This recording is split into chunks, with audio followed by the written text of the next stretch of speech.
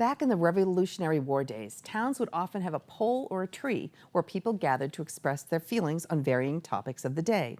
Duxbury had a Liberty Pole where the Battle of Marshfield almost happened, but soldiers fanned out along the town lines, squashing an impending battle between the British and the Patriots. Each year, the Alden House holds a reenactment that highlights the history of the area and the Alden family tree that dates back to the Mayflower. PCN was there to capture the excitement. We're at the John Alden House historic site, and we are commemorating Duxbury's Revolutionary War era history.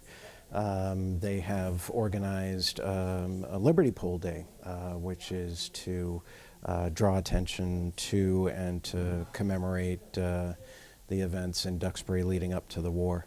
And my role today was to give a talk explaining just that, relating the history of the protests and the placement of the Liberty Pole and the forcing Tories to recant in front of the Liberty Pole, and lots of interesting history relating to that era, and of course all building up to what I refer to as the almost Battle of Marshfield, which is when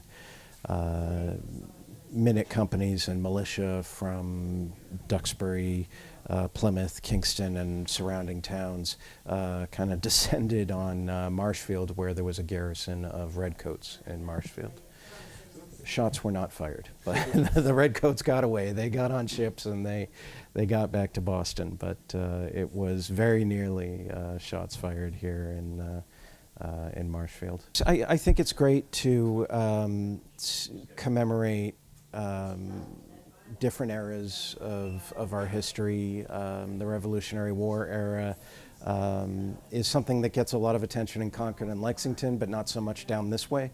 And you know, fascinating and tumultuous things were going on in Plymouth County and in this region during the Revolutionary War era that deserve attention. So I think it's great that they're drawing attention to that. Well, I know we had some wooden muskets, and kids could come and drill and practice with the muskets. You know, we cooked a lunch. We cooked some boiled beef and potatoes and cabbage, and made a prototypical sort of field lunch for the militia. This was a nice setting. It's nice to have an actual real historical event to model things around.